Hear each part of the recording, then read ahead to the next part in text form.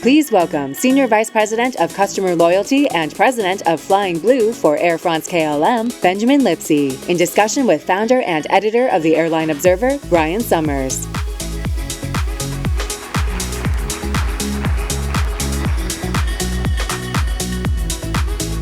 Hi, Ben. Hi. Can I call you Benji? Sure. All right. So, I want to give you the ultimate compliment. Okay. You are the biggest airline nerd I know. Thank you and very I know much. a lot of them. That is a so that's a massive great compliment. thing. Thanks so much for doing this. Pleasure. I have a broad question for you to start, and it's this. I've been doing this for a long time, and I know that executives only come on stage at a conference if they have a business reason to do it. You guys don't do it to be kind. There is a point you want to get across. You've come here all the way from Europe. Why are you in Dallas? What do you want to tell us? Well, it's my first time in Texas, actually, so already there's one thing. But no, it's. I guess I'll take a step back. It is the fact I'm a huge geek, and so for me, I mean, being able to be in this role, talking to an audience that is, equally as geeky, I think is a real pleasure. But I think what you're alluding to, and I guess I'll give you the segue, is we in Flying Blue, we're the loyalty program of Air France and KLM, and the way I kind of look at this is we have two KPIs. It's quite simple. We have the direct revenue and the indirect revenue. Indirect revenue is kind of the traditional metric by which loyalty programs will kind of measure success. That's why they were initially created, incidentally, by American Airlines in the 80s. And that is to drive additional revenue to the airlines, right? So in our case, more money by people flying Air France and KLM. And that is something which is probably not a reason why I would come to Dallas. On the other hand, the direct revenue, this is where loyalty programs sell miles to partners. So every mile that we send, we sell to credit cards, to financial partners, to insurance companies, to car, like to Uber, for example, goes to our direct revenue. And that is where we see a huge growth in the revenues coming from the US. So I'm looking at this opportunity as a way to kind of, I guess, address an audience for us, which is quite profitable, that is responsible for the lion's share of our direct revenue. Because the United States is the only country in the world, right? We don't cap interchange fees. That's it. So that when we're swiping our credit cards, we're paying a lot of money. So a couple things. Yeah. So I mean, credit cards are the big driver of that, and I mean, you've seen almost all the big U.S. carriers have moved towards a model that has has ways to recognize all of the ancillary and tangential revenue that the loyalty program generates. So every mile that you spend on a credit card counts towards your status in some way, shape, or form. That was certainly a shift in the industry, one which was a bold move and works well, I think, in this market. When you look at the credit card market, though, it's true. So not only do you have interchange, which is uncapped in the US, which is capped in Europe, 0.3% in Europe as compared to 2 to 3% here, so 10 times difference. You don't have revolving credit in Europe in the same way, so all cards are pretty much debit cards, and it means that you don't have access to the credit lines, but by extension, the interest revenue. So, of course, all responsible consumers should pay their bill. That's not what I'm saying. But for those who don't, it means that the banks have a way of monetizing that balance, which when you add to the interchange fees, you add the interest income, and you add the card fees, there's three ways that the banks are making money here in this market, which they can then share on a broader scale with the airlines. Compared to what we have in Europe. And so for us, as a European-based program, we look at this market as being kind of a huge market that isn't just reserved for those carriers who are based here. All right. I'm going to put you on the spot here. Everybody knows nothing. that I like to do that. I am a huge user of Flying Blue. It's become a bit of a problem in my house. I transfer a lot of credit card points. So I have a Capital One card. I have a Chase card. Those are transferred to your program, and Chase is paying you for every point I transfer. Correct. It is a secret in this industry how much those points are worth. Correct. What's Chase paying you per point? Ish. This is real money, right? I mean, that's what I'm getting at. Like, this is a point and a half. Or not a figure that I'm going to ready to say, but for us it is real money. I mean, you can look at the for example, Chase with their Sapphire cards. You have on the preferred 1.25 cents or 1.5 cents on the reserve for their travel portal. I think everyone, at least in the credit card space, is aware of that. So as a base, that's their minimum that you can cash out. Amex is a little bit different. I mean, Citi's a bit different, but that's kind of the base. And so you can imagine that it's not dissimilar to that. Okay. All right. So one nice thing about Air France now is you want investors to know how profitable this is, and you've started breaking out the profits of Flying Blue. Yeah. I have it here in the most recent quarter, the third quarter. You guys did a 27.5% operating margin with a total profit of 55 million euros. How high can you take this? So if you exclude the airline-driven revenue, meaning the revenue coming from Air France and KLM buying miles, because now there's an official transfer price, that price is pretty much at cost. There you go. The operating margin is closer to 50%. So for an airline, if anyone's aware of our profit margins, 50% is not super common. So we are incredibly proud to have a loyalty program that is making margins such as it is, and of course our goal is to go as high as we can. If I can go a little bit further on that, the separation of our revenue, the recognition.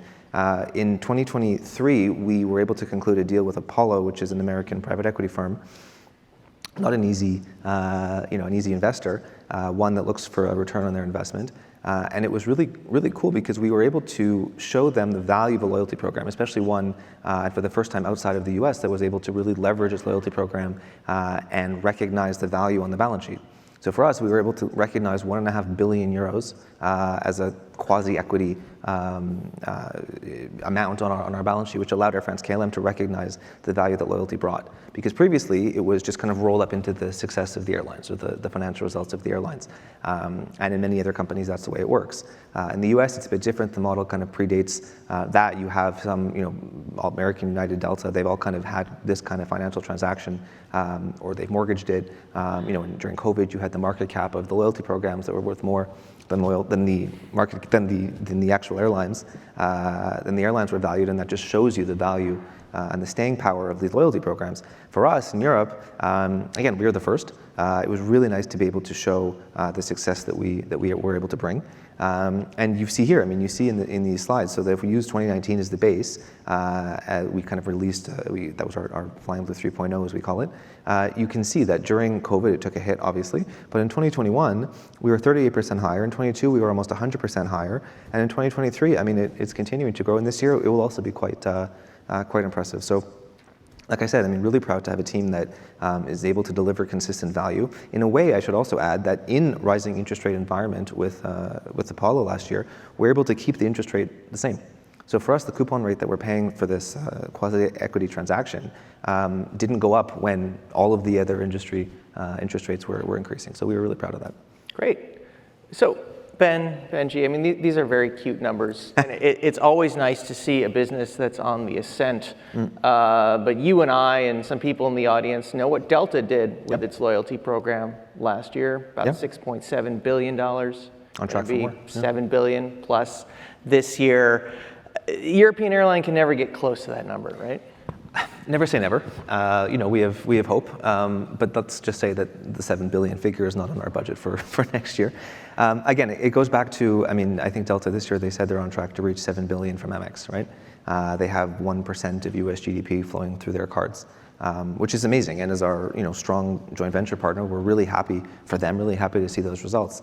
But it's true that in Europe, it's a different market, it's a different world. People don't think about loyalty the same way. People aren't as points obsessed. Credit cards aren't as common, so it does have some challenges. Do any of your European customers ever tell you, I know you talk to a lot of customers and say, look, you're a European airline. We fly you guys all the time. You don't give us anything. And you go over there and you pander to the Americans and you beg them to buy your points. And this is ridiculous. There are some customers who make their frustrations known, but no. But I think in general, it's that's like I said, we have to find the balance, right? Yeah. There's the customers who are part of our indirect revenue pool, if you will. Those that are based primarily in Europe make up 66% of our member base. Right, so we have 26 million members. Really proud to say that between 1/3 and half of our members are active, depending on how you calculate it, depending on which time period. But I've been in other forums where I've heard loyalty programs talking about their membership base versus their active membership base. Between 1/3 and 1/2 is quite up there. And for us to be able to say, look, we have both the European base, who is our part and parcel of our core identity as a European-based program. They are also happy. We have I'm convinced we have a rewarding program that's competitive in the European market. We do a lot to recognize our frequent flyers, our top tier program. We've done a lot to increase the benefits for our Ultimate and our Platinum customers the last little bit, while at the same time trying to appeal to a broader membership base here in the US, which is growing. So it's not an easy balance, but it's one that we think that we've been able to kind of manage for the moment, and hopefully it stays. All right, so we talked a little bit about irate Europeans. Let's talk about some Americans, and I know this isn't your favorite of topics, but you have a partner in the United States. It's Delta Airlines, and I am obsessed personally with loyalty arbitrage, and it's very easy. You guys could do this on your apps right now. You and Delta will sell the exact same flights, and your price will be 95% cheaper than theirs. How does that work? You guys are such close partners. So, look, I mean, every loyalty program has these kinds of loopholes, right? And I wouldn't even call it a loophole. It's pricing that's based on the market for which it serves.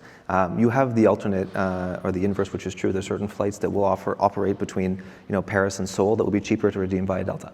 Where I used to work at Air Canada, you had the same things on Lufthansa and United. We have an aligned pricing mechanism in place in our JV from a commercial perspective on cash tickets. We don't have a loyalty JV.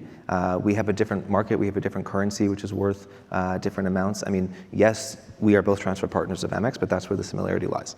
We have a loyalty currency which is more adept for the European market, and one which is at a different rate. The generosity is different. So for us, it's something which we accept, and it's not something that we try to push. We don't encourage people to do that because Delta is a partner of ours, and as I think they do the same. I mean, it's a way of trying to encourage redemption and engagement on our own metal. Okay. One of the reasons that I became personally interested in your program is because a year or two ago, you dropped the prices on a lot of things. And we all know in this industry, like if you drop the price of a cash ticket, right, demand goes up. Is it the same in miles, or do you guys have a little bit of wiggle room? You can raise the price, lower the price. Does it affect demand? So yes and no. I'd say it's a bit of both. I mean, we work with some of these kind of points aggregators, which are Point.me, Seats.aero, those kinds of things. And in my view, they've kind of democratized the availability, because a lot of the time in the past, once your points were earned in a particular program, they were locked in. So the airline could charge whatever it wanted to, control the currency, it controlled the redemption value, and you didn't really have many other options. And with the advent, particularly in the US, of the transferable points currencies, like all the different credit cards, as well as these aggregator tools that highlight the value that you can get by transferring to different airline programs, you're able to kind of go after those customers that previously were unavailable to you. So yes, I would say that we had some uptick, but I can tell you that objectively, the numbers that are of tickets that we sell and the actual number of people that are transferring miles is a lot lower than you'd think. So for me, the growth opportunity is huge, right? So here, are you telling me you're going to raise your prices? What I'm saying is that if we can encourage more members to transfer points, we can use that as additional revenue opportunity. So here, to use your last point, you can see that on average we have 31% availability in our lowest entry fares, but it means that the 31% of the tickets you can find are in our lower entry buckets. Of course, most people are looking for premium cabin, so business class, you can see it's less, it's about 12%. And you can see that, across the Atlantic, we're amongst on the low end. We have about 50,000 miles, from the US to Europe. One of the challenges that we have is that there's only 12% availability, right? And now that you have more people who have points and they want to convert and they want to be able to sit in business, for a long flight, we have customers that are disappointed, And so we do have dynamic pricing. We were one of the first ones, at least in Europe, to launch that. And so every seat is available. But of course, nobody wants to spend 300,000 or 400,000 points for a ticket, right? Everyone wants to spend the 50K, which I get. So what we are looking at doing is to say, okay, with our revenue management team, if we raise the miles price a little bit, does that mean that we can pay more for the seat internally, which then in turn will increase the availability, right? So it's not out of the realm of possibility that we'll raise the price, but it's not just for the sake of raising the price. It's also to say, how can we then leverage that increase by then rewarding our customers with more inventory, right? So that it's a win-win-win for us, for revenue management, and for the customers. Okay. All right, so what does revenue management think of your team? I know historically at airlines, they have not thought much of the loyalty people. You guys are marketing folks, you give away tickets, they're trying to sell those tickets, Ben. I mean, what's what it you like? just said, yeah. What's it like at Air France? So it's not unlike what you just said. Those are the conversations we have. I think what we try to, and I'll be the first one to say, if someone's willing to pay cash for a seat, I will prefer the cash. I mean, that's the big, that's not a difficult decision to make. I think the value that we add is when you say, okay, our primary goal is to fill empty seats. If you go back to the slide that was just on the screen, when you say, okay, 12% of our bookings are in, 12% of the inventory is available in the entry level, 39% of our bookings are made in those entry level classes. So people are looking for those seats. Yes, the percentage is bigger, but the actual inventory is not that much, which means our goal is to fill empty seats, and that's exactly what we're doing. Right? So it's when you move into what we call the buy-up or the dynamically priced or the standard awards, whatever you want to call it, where you could argue and you say, okay, is there some people who are substituting miles for cash? And that, again, is based in Europe. I would argue that the percentage is quite low. When we look at the numbers, we see that the percentage is quite low. It's not something that... I do it. Yeah. One-off anecdotal example, yes, but in general, we see that the people who are looking to pay for a seat in miles, it's because they don't want to pay for the seat. Right? They say, I have all these points that are saved. I use this as a savings account. I want to use my points. I want to bring my family to Paris. I want to go to Tahiti, because we fly there too. And I want to go for free, right? And that's the value of points. That's the value of loyalty. And when we look at what we call loyalty value, it's a study that we've done in line with a university statistical study, and that shows that just by joining a program, on average, customers pay about 9% more. Right, so there is this hamster wheel, this virtuous circle that we have. When people are on the hamster wheel, they want to say, okay, well, I like, I'll transfer points. I like the airline. I want to fly with them more, and then they'll buy a cash ticket. We see there's about 15 to 20% people that once they convert, they'll come back and they'll buy a cash ticket. So it's these kinds of arguments that we use to convince our revenue management team that this is in fact good for the airline business. It helps us with our partners, like our co-brand partners, like with Amex in France and the Netherlands. We have Bank of America partnership here in the US, and we can illustrate the value, the very concrete value in cash generation that we make for the group. All right, I appreciate that honest answer. I thought the most honest part of the answer, though, was when you said free tickets, but you put the free in the air quotes. Yeah. All right, so it looks like we have some very knowledgeable points nerds in the audience, because Ben and I are looking at your questions here. We're not going to get to all of them, but people really know what they're talking about here. Somebody wants to know about Bilt. So they said that you did a brilliant move with Bilt, gaining an entire new generation of flyers. Could you share your strategy and revenue thoughts on this? And then just also briefly explain what Bilt is. Sure. So I'll give a shout out to Bilt. They're a great partner of ours. It's a startup here in the US that you earn points on your rent. So it was a hugely untapped market where a lot of people were having expenses. Their biggest expense was rent, and they couldn't pay that with credit card, and therefore they weren't earning points. They've since grown and expanded, but for us, I mean, it's what you can do with those points, and it's when you can, they function like a lot of the other transfer currencies. You can transfer it to airlines, and so I really like the team there, and we sat together and we said, okay, how can we take this partnership to the next level? How can we supercharge this? Because it's one thing to say, okay, you can transfer to Flying Blue, just like you can transfer to about 10 different airlines that they're partners with. For us, it was to say, let's take advantage of this potential, this new generation of people who are getting involved, not just people who are getting involved in credit cards, but also in the lifestyle component, in the rent component. And so we said, okay, well, we'll offer a status match. So to their top tier, their platinum, we said, okay, if you transfer a minimum of, I think it's 10,000 points to Flying Blue, we'll give you gold for a year, Flying Blue Gold. And it's not cheap. I mean, there's a cost associated with delivering the status benefits. But if it means that these people are flying on Air France or KLM because they have status, all of a sudden we have a new customer, and then we get them on the gravy train. At the same time, we realized that 10,000 points was a figure that was very intentional. because we said most people are not going to transfer just 10,000 points because you can't do anything with 10,000 points. So most people are going to say, look, this is a hook. It says, okay, maybe Flying Blue will come to my top of my list, but they're actually going to transfer 50,000 or 100,000. And we see this. We see the average number of points transferred by people who have made that link is a lot higher than those who don't.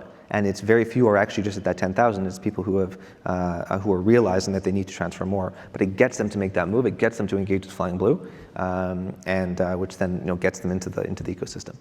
Well, thank you very much, Ben. If you guys have more questions for Ben, just send him a direct message on Flyer Talk. He's the only senior airline executive I know who is still there, and he will literally respond to you. Thank you. Thanks, Ryan.